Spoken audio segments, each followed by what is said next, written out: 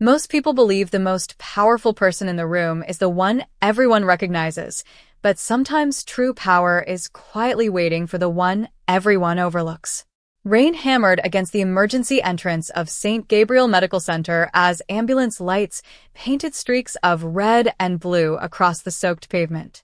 Nurses hurried through automatic glass doors with practiced urgency while worried families filled the waiting area, their voices blending with overhead announcements and the distant rhythm of medical equipment. Among them moved Naomi Carter, a 26-year-old black nurse whose calm presence seemed untouched by the chaos surrounding her. Her neatly pressed navy scrubs were damp from stepping outside only moments earlier, and a few loose curls had escaped the bun at the back of her head, but her steady hands never hesitated. She had worked 12 consecutive hours, skipped her dinner break to cover for a sick coworker, and still greeted every frightened patient with the same gentle smile that made strangers feel they were not facing their worst day alone. As thunder rolled across the Seattle skyline, the sound of tires screeching to a stop echoed outside the emergency entrance. A middle-aged man stumbled from a pickup truck, clutching his chest while his terrified daughter screamed for help. Before anyone else could react, Naomi rushed into the cold rain without reaching for an umbrella. Water soaked through her uniform within seconds as she guided the frightened family toward the entrance, speaking with a calm voice that cut through their panic. She supported the man with one arm while signaling another nurse to bring a wheelchair. During the hurried struggle to keep him moving, the expensive white coat draped over the shoulders of a sharply dressed woman standing near the entrance was splashed with muddy rainwater. The woman stared in disbelief before glaring at Naomi with open irritation. "Do you have any idea how much this coat cost?" she demanded loudly, her voice carrying across the entrance as several visitors turned to watch. Naomi looked at the stain, then back at the struggling patient who could barely remain on his feet. "I am truly sorry," she answered sincerely without raising her voice. "Right now, he needs help." The woman stepped closer, clearly offended that her complaint was not receiving the attention she expected. "People like you always have an excuse," she muttered, loud enough for nearby families to hear. Naomi said nothing. She simply continued pushing the wheelchair through the sliding doors, never allowing embarrassment to distract her from the frightened man whose breathing had become increasingly shallow. Minutes later, after doctors rushed the patient into treatment, Naomi quietly returned to the entrance, carrying a towel to wipe away the muddy footprints left behind by the emergency. She apologized once more to the woman for the stained coat, even though everyone nearby had witnessed exactly why it happened. The woman accepted neither the apology nor the explanation before walking away with visible annoyance, leaving whispers to spread through the crowded lobby. Naomi lowered her eyes for only a brief moment before returning to her duties as though nothing unusual had happened. Hidden beneath the neckline of her scrubs, a delicate silver chain rested against her skin, carrying a simple engagement ring she never wore on her finger during work. No one inside the hospital knew it existed. No one knew why she kept it hidden, and no one could have imagined that, several miles away on the opposite side of Seattle, 10 identical black sport utility vehicles had just pulled away from a private waterfront estate in perfect formation. Inside the lead vehicle sat a composed white Korean Mafia boss whose only destination that stormy night was the woman the world believed was nothing more than an ordinary nurse. The emergency department slowly settled back into its familiar rhythm, but the uncomfortable scene at the entrance continued to echo through quiet conversations in the hallways. Naomi Carter washed the rain from her hands, replaced her damp gloves, and immediately returned to checking medication charts as though nothing had happened. She had learned long ago that hospitals rarely paused for wounded feelings. Someone always needed reassurance. Someone always needed hope. A frightened little boy waited nervously for stitches, while his mother struggled to calm him. Naomi knelt beside his chair, smiling warmly as she explained every step before the physician arrived. Within minutes, the child who had entered the room in tears was smiling again as she placed a colorful bandage on his finger.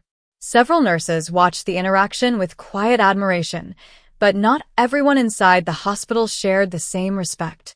Near the nurses' station, The elegantly dressed woman whose designer coat had been stained during the emergency continued speaking loudly enough for employees and visitors to hear.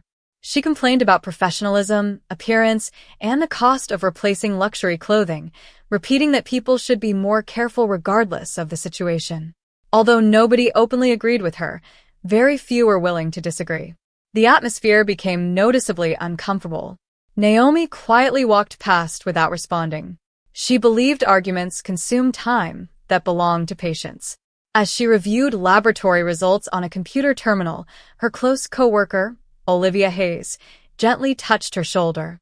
"You did the right thing," Olivia whispered. Naomi offered a grateful smile. Someone needed help. That is all that mattered. Olivia noticed Naomi absent-mindedly touching the silver chain hidden beneath the collar of her navy scrubs before quickly letting it disappear beneath the fabric once again. "You still keep it hidden every day," Olivia said softly. Naomi glanced around to make sure nobody else was listening. "This hospital deserves to know me because of my work," she replied. "Not because of who I am going home to." Olivia smiled knowingly. She had met Naomi's fiancé only once nearly 2 years earlier and had promised never to discuss him with anyone. Even now, she could hardly believe the quiet woman beside her belonged to someone whose name carried enormous influence throughout Seattle's hidden underworld.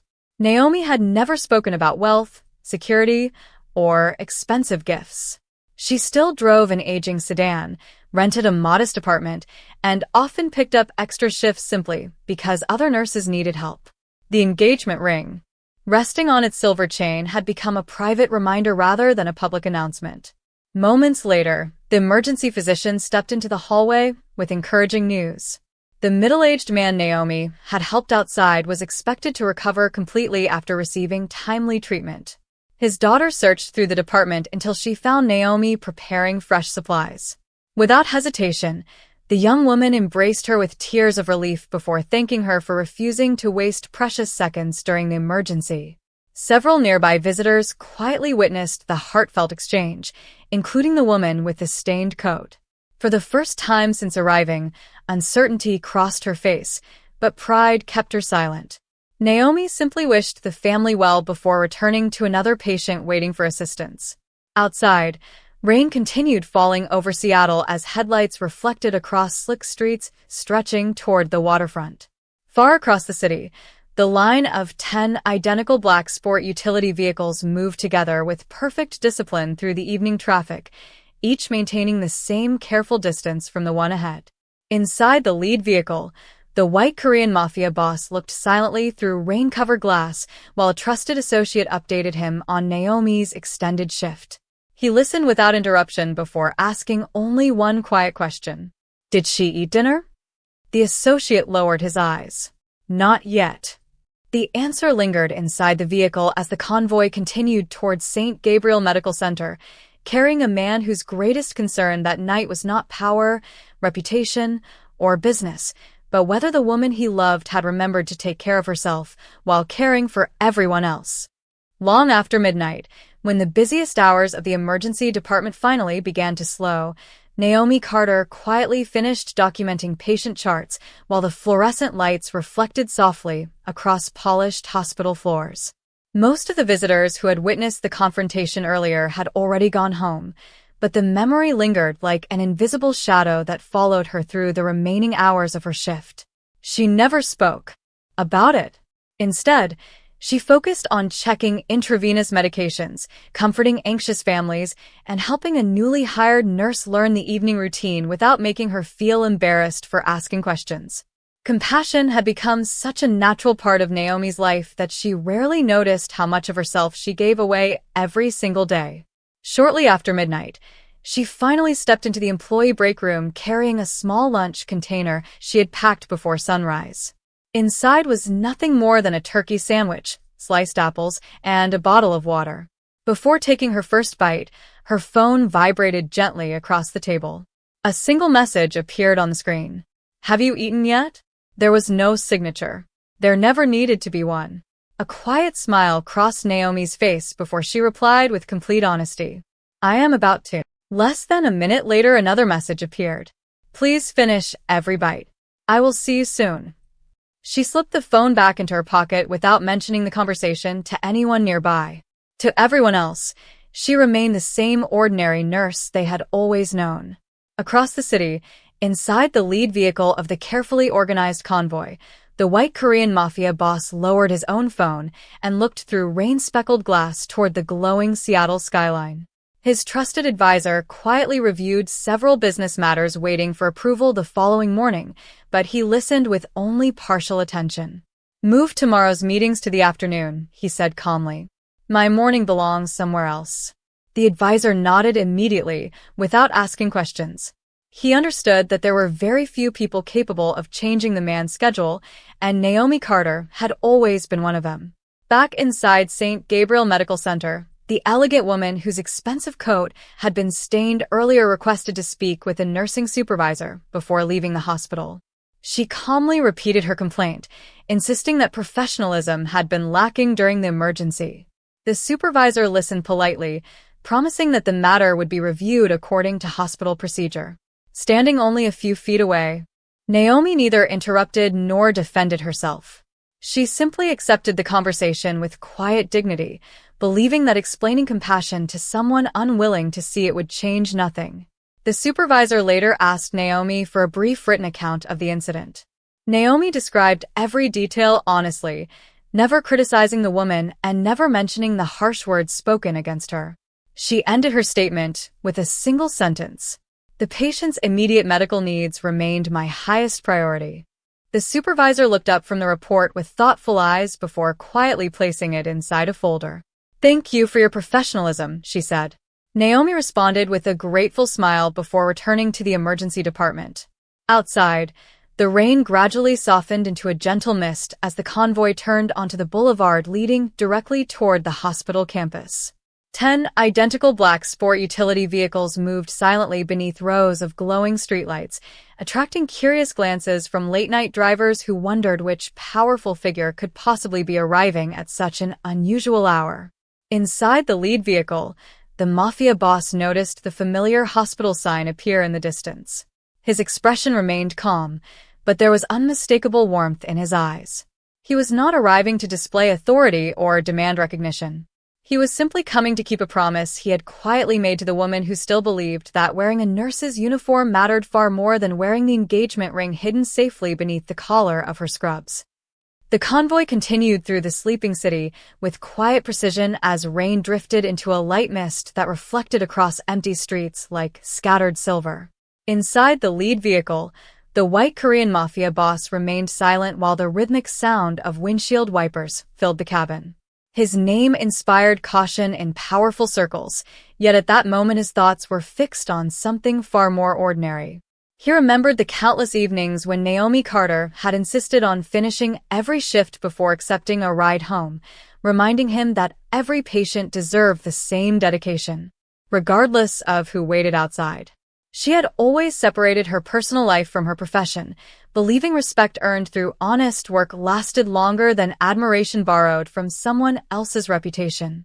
That belief was one of the many reasons he had fallen in love with her.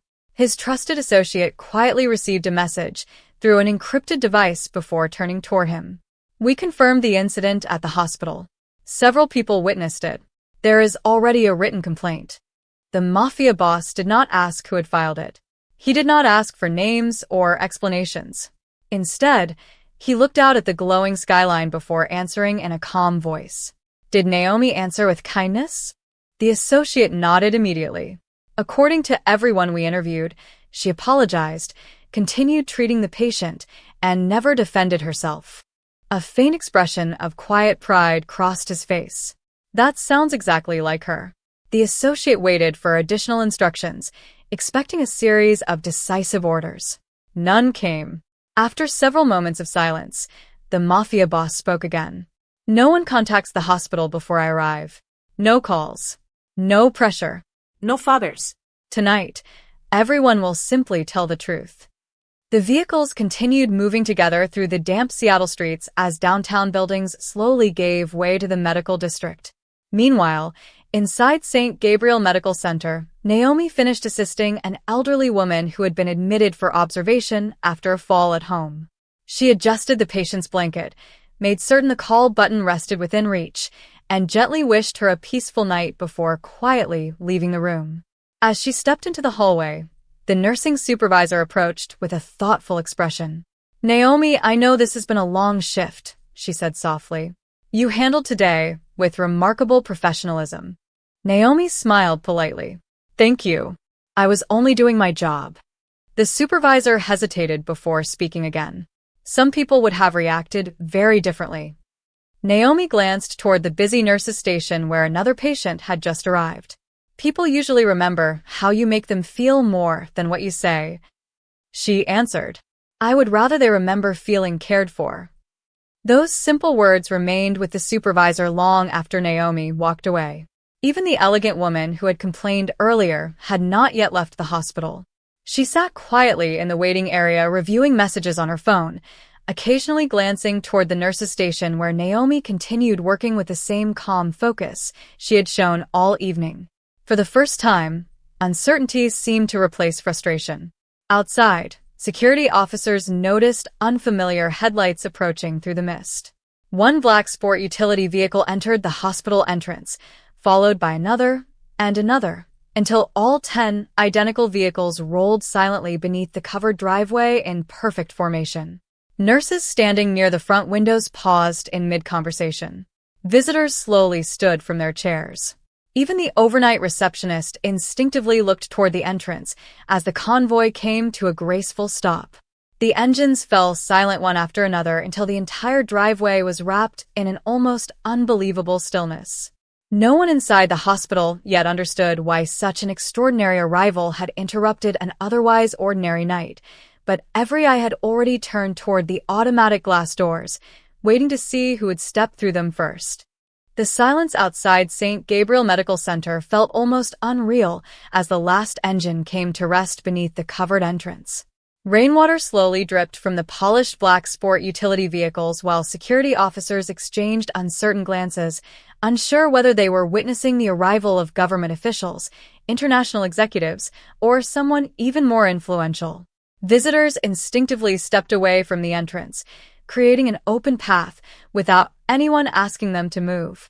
Inside the brightly lit lobby, conversations faded one by one until only the soft hum of fluorescent lights remained. The overnight receptionist looked toward the automatic glass doors just as the driver of the lead vehicle stepped forward and quietly opened the rear passenger door. A tall man dressed in a perfectly tailored charcoal suit emerged with calm confidence. His expression was composed, neither stern nor welcoming, simply focused. Every movement reflected quiet discipline rather than the need to impress anyone around him. Several members of the convoy remained respectfully behind him, never speaking, never drawing unnecessary attention. They understood exactly why they had come. The hospital security supervisor immediately approached with professional courtesy. "Good evening, sir. Is there someone we can help you find?" The man answered with a polite nod before speaking in an even voice. "I am here to pick someone up after her shift." There was no introduction, no display of status, and no attempt to explain why 10 identical vehicles had arrived for what sounded like such an ordinary reason. The simplicity of his answer only deepened everyone's curiosity. Nearby staff quietly whispered among themselves, wondering whether an important donor or public official had unexpectedly arrived. The nursing supervisor, who had been reviewing paperwork only moments earlier, walked into the lobby after hearing about the unusual arrival.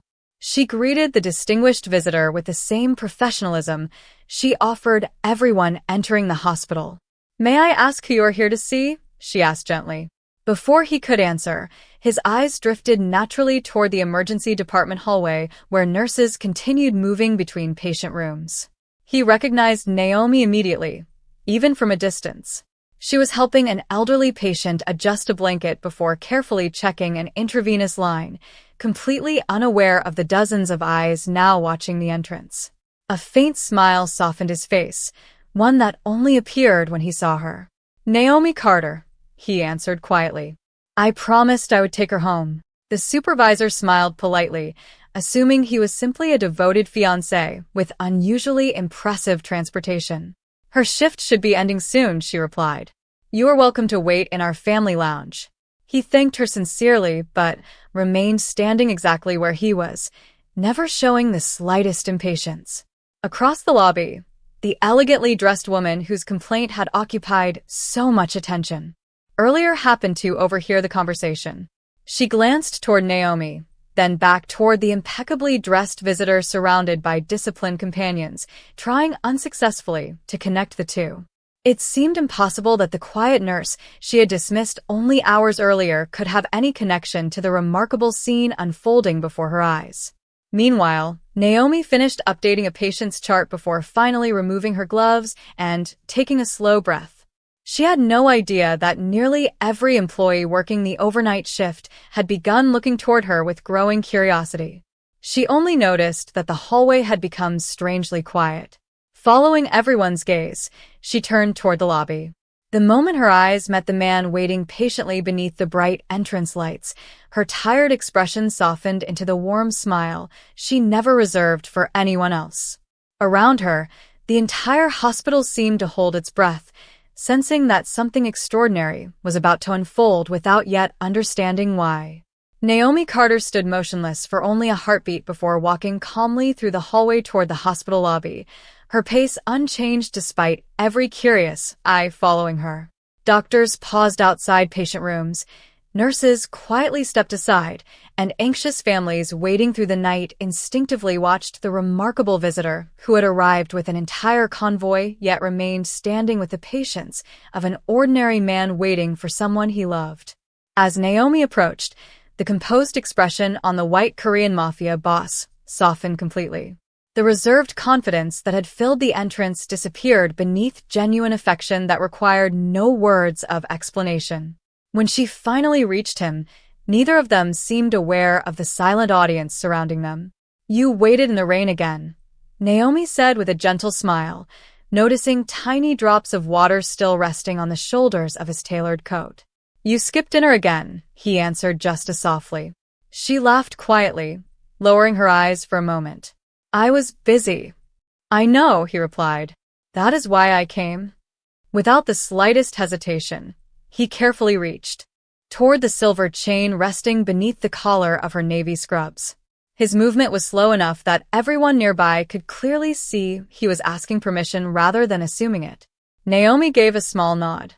He gently lifted the chain over her head until the simple engagement ring rested in the palm of his hand. The polished diamond reflected the bright hospital lights as though it had been waiting for this exact moment. Looking directly into her eyes, he smiled with unmistakable warmth before sliding the ring carefully onto her finger where it naturally belonged. "You never have to hide who you are from me," he said quietly. "Not here. Not anywhere." Naomi looked down at the ring for a brief moment before looking back at him. "I never hid you because I was ashamed," she answered.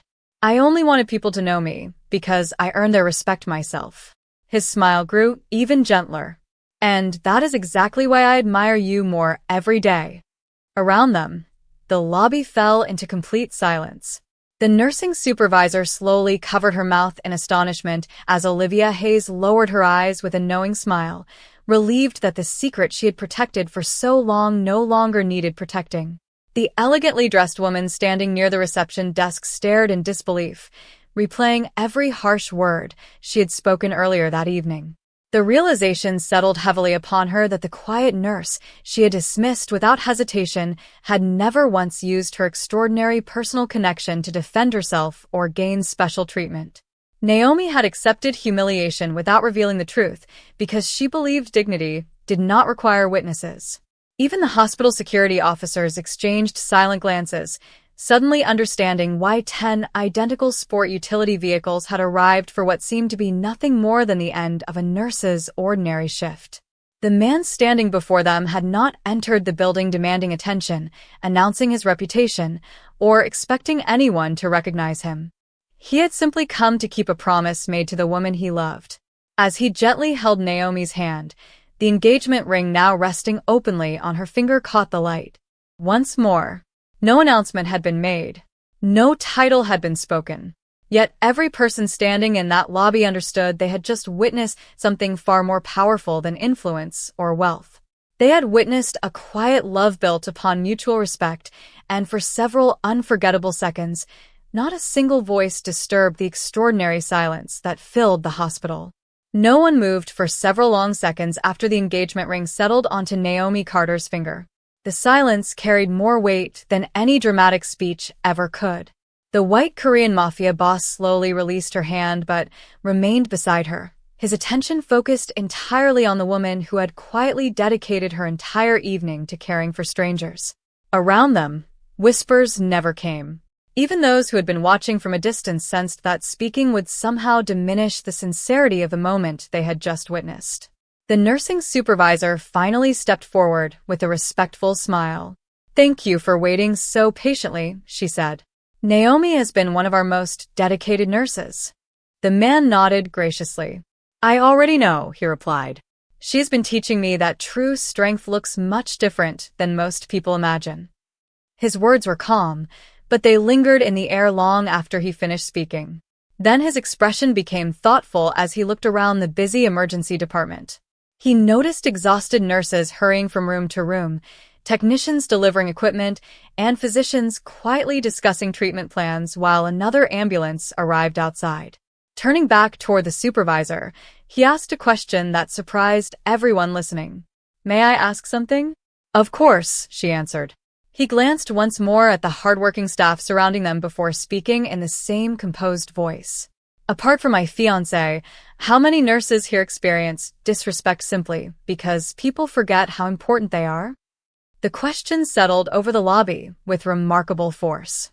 No accusation followed it. No anger. No threat. Only quiet honesty. The supervisor hesitated, searching for an answer that suddenly felt much more complicated than she expected.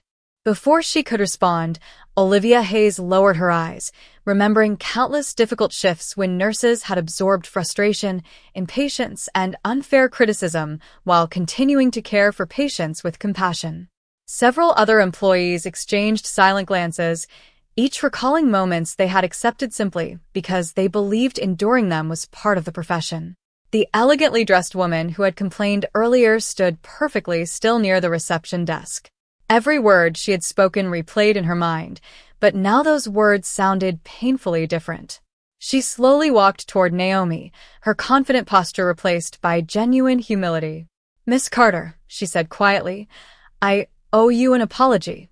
Naomi turned to face her with the same calm expression she had shown throughout the evening. The woman continued, "I was worried about my coat while you were trying to help someone who needed immediate care. I allowed my frustration to become unfair, and I judged you without seeing the kind of person you truly are." Naomi smiled gently before answering. "The gentleman you came with is recovering well. That is what matters most." The woman looked surprised. "You are not upset with me?" Naomi shook her head softly. "Hospitals are emotional places. People arrive here carrying fear, not their best moments. I try to remember that before I judge anyone." Tears formed in the woman's eyes as she quietly thanked her. Watching the exchange, the mafia boss did not interrupt. He did not need to defend Naomi because she had already revealed a strength that no title or reputation could ever provide. Respect could never be demanded as effectively as it could be earned through grace. One by one, the people standing nearby seemed to understand the lesson unfolding before them. They had expected authority to arrive wearing expensive suits and surrounded by impressive vehicles. Instead, they discovered that the greatest authority in the building belonged to the woman who had quietly chosen forgiveness when she had every opportunity to seek something else. The atmosphere inside St. Gabriel Medical Center gradually returned to its familiar rhythm, but something invisible had changed. The conversations that resumed were quieter, the hurried footsteps seemed more thoughtful, and the people who had witnessed the evening's events looked at one another with a different awareness. The nursing supervisor invited Naomi Carter and her fiancé into a private conference room, not because anyone demanded special treatment, but because she sincerely wanted to address what had happened.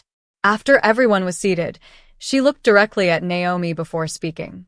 "I have reviewed your written report," she said. "What stands out is not the complaint itself. It is the fact that you never once criticized the person who spoke to you. You simply documented the patient's condition and continued caring for everyone else." Naomi smiled modestly. That was the responsibility I accepted when I became a nurse. The supervisor nodded slowly. And perhaps it is time for this hospital to better fulfill its responsibility to nurses. She explained that beginning the following week, hospital leadership would introduce additional training focused on respectful communication between patients, visitors, and medical staff. New procedures would also encourage employees to report repeated disrespect without fearing that professionalism required silent acceptance. Several department managers, who had quietly gathered after hearing about the unusual arrival, immediately agreed to participate in the changes. None of those decisions came from pressure. No requests had been made by the distinguished visitors standing beside Naomi. Throughout the entire conversation, the white Korean Mafia boss remained silent unless someone addressed him directly. Finally, the supervisor turned toward him. Sir, I appreciate the dignity you showed tonight. Many people in your position might have reacted very differently. He answered with the same calm expression he had carried since entering the hospital. This building already has people whose job is protecting lives. I did not come here to make anyone afraid. I came here because someone I love had finished caring for others, and I wanted to take her home. The room became quiet once again. Those simple words carried greater influence than any display of authority could have achieved. Meanwhile, the elegantly dressed woman who had apologized earlier requested one final moment with Naomi before leaving. She carefully removed a folded note from her handbag. I volunteer with a local charity that supports nursing scholarships, she explained. I realize now that I have admired the profession without fully respecting the people who dedicate their lives to it. I would like to become more involved. Naomi accepted the note with genuine gratitude. That could help many future nurses, she replied. Thank you. The woman smiled through grateful eyes before quietly walking away, leaving behind far more than the memory of an apology. She left with a changed perspective. As the hospital doors opened once again, the overnight air felt fresh after the passing rain. Members of the convoy respectfully remained near their vehicles, speaking softly among themselves while giving Naomi and her fiancé complete privacy. Before leaving, Naomi looked back through the glass entrance toward the nurses who were already returning to their patients. She lifted her hand in a small wave, the engagement ring now resting openly where everyone could see it, yet somehow it no longer seemed like the most remarkable thing about her. What everyone would remember was not the jewelry, the convoy, or the powerful man waiting outside. They would remember the quiet nurse who chose kindness when resentment would have been easier, and in doing so reminded an entire hospital that the strongest hearts are often the gentlest ones. Several months passed, and although the memory of that rainy night slowly faded for many people, its influence quietly remained inside the halls of St. Gabriel Medical Center. New employee orientation now included a simple but meaningful reminder that every member of the medical team deserved the same respect expected from them in return. The hospital introduced additional support for nurses facing verbal mistreatment, and supervisors made a greater effort to recognize acts of compassion that often went unnoticed during busy shifts. None of those changes carried anyone's name, and no plaque in the building mentioned how they had begun. The lesson had become part of the culture itself. Naomi Carter continued arriving before sunrise wearing the same neatly pressed navy scrubs, carrying the same lunch container, and greeting every patient with the same gentle smile. The only visible difference was the engagement ring resting naturally on her finger, no longer hidden beneath a silver chain. Patients occasionally complimented it, and Naomi always answered with the same modest smile before guiding the conversation back to their health and recovery.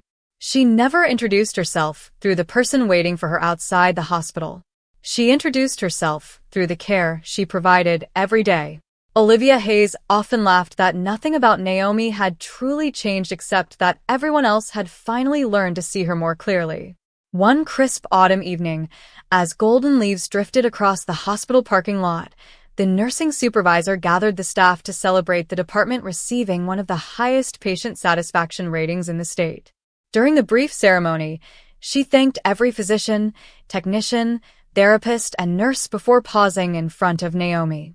This recognition belongs to all of us, she said, but sometimes lasting change begins with one person quietly choosing dignity over pride. The room filled with warm applause, and Naomi accepted the recognition with the same humility that had defined every chapter of her journey. After her shift ended, she walked outside beneath the soft glow of the parking lot lights. There were no headlines waiting beyond the entrance, no curious crowds, and no need for dramatic arrivals. A single black sport utility vehicle rested near the curb, while the remaining vehicles stayed respectfully out of sight. The white Korean Mafia Boss leaned casually against the passenger door with a paper cup of hot coffee in one hand and another waiting for Naomi. When she reached him, he handed her the warm cup before asking the same question he had asked countless times before. "Did you eat dinner tonight?" Naomi laughed softly. "Yes, I finished every bite." He smiled with quiet satisfaction before opening the passenger door for her. As they drove away through the peaceful Seattle evening, the hospital lights gradually disappeared behind them, but the example Naomi had left behind remained glowing inside the people who continued working there. The elegant woman who had once judged her eventually funded several nursing scholarships through the local charity she had mentioned that evening, saying she hoped future caregivers would always remember their own worth. The middle-aged patient whose life Naomi had helped save fully recovered and returned months later carrying homemade cookies for the emergency department staff. Small acts of gratitude quietly multiplied because one act of grace had inspired another. Naomi never sought recognition, and perhaps that was exactly why respect found her wherever she went. In a world that often measured people by titles, wealth, or influence, she reminded everyone that character is revealed by the choices made when no reward is expected. And on that unforgettable rainy night, an entire community discovered that the greatest measure of a person's importance is not who waits for them after work, but how they treat strangers before they ever know who is watching.